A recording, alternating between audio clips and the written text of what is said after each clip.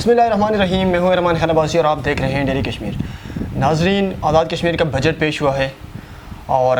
یہ بجٹ جو ہے 1,63 ارب اور 70 کروڑ کے لگ بھگ ہے، اور جو 2022 اور 23 کے لیے بجٹ پیش کیا گیا ہے، جس میں سے 28 ارب جو ہے وہ ترقیاتی کا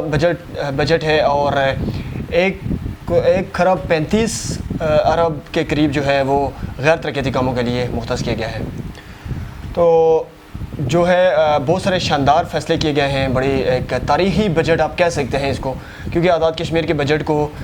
میں لوگوں کی اتنی توجہ نہیں ہوتی، وہاں کے جو آزاد کشمیر کے جو باسی ہیں ان کو بھی اتنی اس میں خاص دلچسپی نہیں ہوتی۔ اس کی وجہ یہ ہے کہ ہمیں اس کا اتنا نالج نہیں ہوتا کہ ہمارا بجٹ جو ہے وہ ہے کتنا اور کن کاموں کے لیے استعمال ہوتا ہے۔ تنویر الیاس صاحب نے کل بہت ہی شاندار تقریر بھی کی ہے، اور تنویر الیاس صاحب کو لانے کا جو مقصد ہے، آزاد کشمیر کے جو لوگ ہیں انہوں نے اس لیے تنویر الیاس صاحب کو سپورٹ کیا تھا کہ چونکہ وہ ایک بہت بڑے بزنس مین ہیں، اور ایک امید تھی کہ یہ جو ہے یہ ڈیلیور کریں گے اور جو ہے آزاد کشمیر کو ایک رول ماڈل بنائیں گے۔ تو ہر ایک سال کی تاخیر ہوئی، 7 8 9 ماہ پہلے جو وہ وزیر اعظم نہیں بن سکے، تو جس کی وجہ سے تھوڑا سا مایوسی ہوئی تھی کچھ لوگوں کو، اور اب جو ہے وہ فائنلی وہ وزیر اعظم بنے، اور انہوں نے کل جو بجٹ پیش کیا ہے اس کی حوالے سے کچھ آپ کو تفصیل دیتے ہیں، کیونکہ پورا بجٹ پہ بحث تو مشکل ہے، لیکن چند جو چیزیں ہیں جو آپ کی گوشہ گزار کرنا چاہوں گا، جو آپ کو بتانا چاہ رہے ہیں کہ بجٹ میں کیا کیا پیش ہوا ہے۔ تو جیسے کہ آپ کو پہلے بتایا گیا ہے کہ ترقیاتی جو بجٹ ہے وہ 28 ارب رکھا گیا ہے، اور غیر ترقیاتی جو کام ہیں ان کے لیے 1,35 ارب کے قریب رکھا گیا ہے۔ اور اس میں جو ہے جو چیزیں ایجوکیشن کے لیے بجٹ میں 32,300 ملین جو ہے وہ ایجوکیشن کے لیے مختص کیا گیا ہے۔ اس کے بعد ہیلتھ کے لیے جو ہے وہ اب 11,873 ملین وہ ہیلتھ کے لیے مختص کیا گیا ہے۔ اس کے علاوہ ٹورزم ہے، اس کے لیے وہ ہے 21,141 ملین۔ اور اس کے بعد جو ہے آپ کو جو بہت ہی اچھی انہوں نے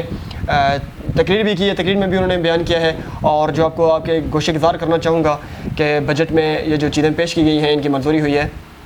اس میں ہے وزیر اعظم نے آزاد کشمیر میں نمبرداری اور پنچایتی نظام بحال کر دیا ہے۔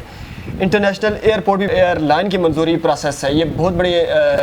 اقدام ہے ایئرپورٹ کا، لیکن اس سے پہلے جو ہے پنچایتی نظام اور نمبرداری نظام، چونکہ آپ کی اور میری جنریشن کے لوگ ہیں وہ اس نظام کو نہیں جانتے۔ یہ ہری سنگھ کے دور میں جو کشمیر کا راجہ تھا اس دور میں یہ تھا، اس کے بعد یہ آہستہ آہستہ ختم ہوتا گیا، اور پنچایتی نظام پہ میں آپ کو ایک الگ ویڈیو بنا کے دوں گا، اور نمبرداری نظام میں کہ یہ نمبرداری نظام ہے کیا اور یہ ان کا کام کیا تھا، اس پہ میں آپ کو چونکہ یہ والی جو ویڈیو ہے یہ بجٹ کے حوالے سے ہے کہ اس میں کیا کیا بجٹ میں آزاد کشمیر کے بجٹ میں جو پیش ہوا ہے اس میں ہمارے لیے کیا کیا رکھا گیا ہے، آج اس پہ کروں گا۔ اور جو پنچایتی نظام اور نمبرداری نظام پہ میں آپ کو ایک الگ سے پوری اس کی تفصیل کے لیے ایک ویڈیو بنا کے دوں گا۔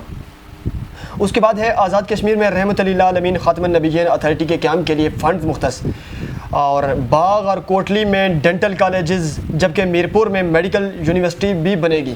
یہ دیکھیں کہ رحمت للعالمین اور خاتم النبیین اتھارٹی کا قیام جو وفاق میں عمران خان صاحب کر کے گئے تھے، اس کے لیے اب آزاد کشمیر میں بھی وہ امپلیمنٹ کرنے جا رہے ہیں تنویر الیاس صاحب، جو کہ ایک بہت خوش آئند اور ایک تاریخی اقدام ہے۔ اور اس کے بعد جو تعلیم کے لیے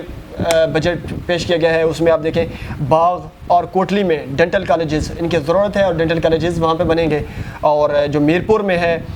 میرپور میں میڈیکل یونیورسٹی کا اعلان کیا گیا ہے۔ اس کے بعد ہے راولہ کوٹ میں آرم فورسز کا مشترکہ میوزیم بنائیں گے، 50 کنال اراضی حکومت فراہم کرے گی، راولہ کوٹ کے لیے ہے۔ اس کے بعد مظفر آباد اور پنچ میں سفاری پارک بنائیں گے، اور ہر ضلع میں کاٹیج انڈسٹری بنائیں گے، جس کے لیے 50 کروڑ مختص کیے گئے ہیں۔ اس کے بعد جیز فنڈ جو ہے وہ 12,000 سے بڑھا کر 12,000 سالانہ ہے، 12,000 سے بڑھا کر 75,000 کر دیا گیا ہے۔ مستحقین کو 3,000 سالانہ جو زکوٰۃ فنڈ کے لیے ملا کرتا تھا، 3,000 سالانہ، اور جو زکوٰۃ کا جو چیئرمین ہے اس کی 4 لاکھ ماہانہ تنخواہ ہے، جبکہ جو زکوٰۃ جن کو زکوٰۃ دی جاتی ہے جو متاثرین ہیں ان کو سالانہ 3,000 روپے دیے جاتے تھے، جو کہ بہت ہی کم ہے اور یہ نہ ہونے کے برابر ہے ان کا، اور سال میں 3,000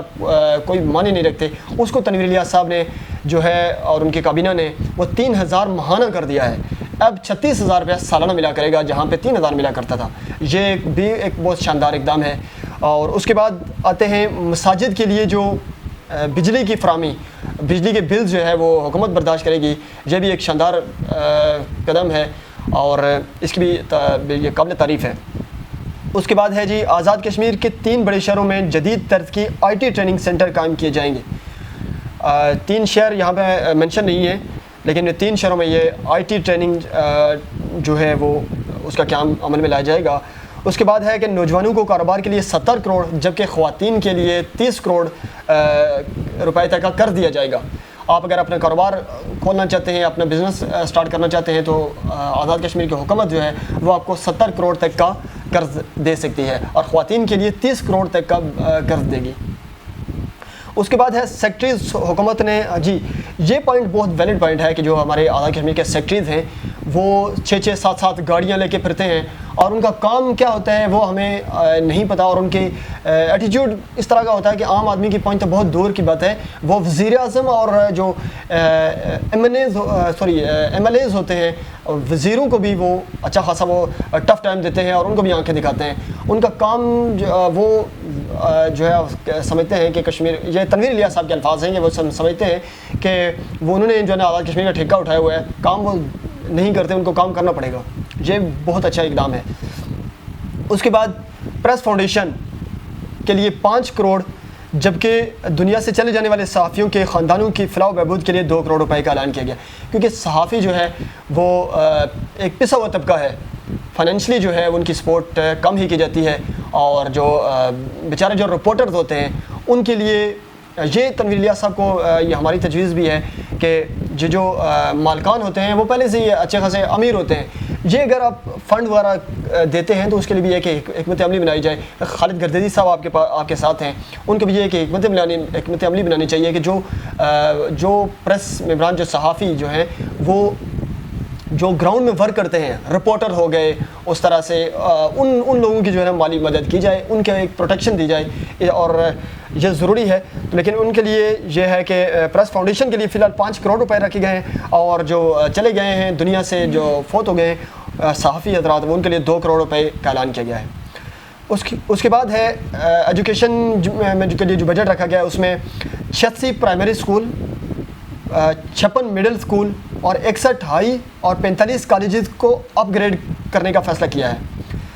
اس کے بعد ہے وزیر اعظم خطاب کے دوران آزاد کشمیر میں زکوٰۃ کے نظام پر بات کرتے ہوئے ابدیدہ ہو گئے, جس نظام کے تحت چیئرمین کو ماہانہ, یہ میں نے اوپر پوائنٹ کیا بھی ہے, اور یہ بات کرتے ہوئے وزیر اعظم صاحب جب ابدیدہ ہو گئے کہ اس اتنے سے کم پیسوں میں کس طریقے سے غریب کا چولہا جلتا ہے, کیسے نظام چلتا ہے, تو اس کے لیے وہ ابدیدہ ہو گئے اور وہاں پہ جو بیٹھے ہوئے صحافی تھے اور جو دوسرے لوگ ہیں وہ ان کی بھی آنکھیں بھر آئی. تو یہ تنویر الیاس صاحب کی عوامی دوست, ایک آپ سمجھ سکتے ہیں کہ اسے کہہ سکتے ہیں کہ وہ ایک عوامی جو درد دل رکھنے والے وزیر اعظم ہیں. اس کے بعد آپ کو یہ تھی مین پوائنٹ سے جو آپ کو بتانا ضروری تھا. اس کے علاوہ آپ اگر آپ تھوڑی سی تنویر الیاس صاحب کی تقریر کے حوالہ دوں, تنویر الیاس صاحب کا جو تقریر ہے اس میں انہوں نے کافی سارے اعلانات کیے ہیں. اس کے یہ جو مودی حکومت میں جو مسلمانوں کے خلاف بہت سارے جو ایک تعصبانہ رویہ اختیار کیا جا رہا ہے اور مسلمانوں کے ساتھ کو زد کوب کیا جا رہا ہے مسلسل, اس میں اضافہ ہو رہا ہے, تو اس کی انہوں نے بھرپور الفاظ میں مذمت کی ہے. اور اس کے بعد ایل او سی کی دوسری جانب رہنے والے مظلوم اور لاوارث نہیں ہیں, آزاد کشمیر کے لوگ ان کے وارث ہیں, یہ کہا ہے وزیر اعظم آزاد کشمیر نے. اس کے بعد انہوں نے کہا کہ اگر دنیا ہندوستان کو نہ سمجھا سکی تو پھر نہ کوئی بر اعظم نہ کوئی سمندر ہمارا راستہ روک سکتا ہے. وہ کیا کریں گے یہ انہوں نے نہیں بتایا, لیکن انہوں نے یہ دھمکی ضرور دی ہے. اس کے بعد آئے مہاجرین گزارہ الاؤنس جو ہے وہ 15,000 روپے فی کس اضافے کا اعلان کیا ہے تنویر الیاس صاحب نے, اور جو سرکاری ملازمین ہیں ان کے لیے 15% جو ہے وہ بجٹ میں ان کی تنخواہیں جو ہیں بڑھائی گئی ہیں, اور جو ہیلتھ الاؤنسز ہیں اور جو محکمہ صحت سے متعلق لوگ جو ہیں ان کی بھی ان کے الاؤنسز جو 2017 سے فریز پڑے تھے وہ بھی بحال کیے گئے ہیں. اس کے بعد ہے 5 اضلاع اور 17 تحصیلوں میں مفتی صاحبان کا تقرریوں کا اعلان کیا گیا ہے. میرپور اور بھمبر میں قرآن اکیڈمیز کا قیام عمل میں لایا گیا ہے. یہ عمران خان صاحب کے ویژن کو ہی آزاد کشمیر میں جو ہے وہ امپلیمنٹ کرنا چاہ رہے ہیں, اور یہ بہت ہی قابل تحسین اقدامات ہیں. کشمیر آرفن ریلیف ٹرسٹ کے تعاون سے میرپور میں مستحقین کے لیے پہلے مرحلے میں فلیٹس کی طرز پر 900 گھر بنائے جائیں گے. پولیس ملازمین اور پاکستان میں دہشت گردی کے واقعات میں شہید ہونے والوں کے لواحقین کے لیے میرپور میں 500 گھر بنائے جائیں گے. وزیر اعظم آزاد کشمیر, جن میں سے 250 پولیس ملازمین اور 250 گھر دہشت گردی میں شہید ہونے والے لواحقین کو دیے جائیں گے.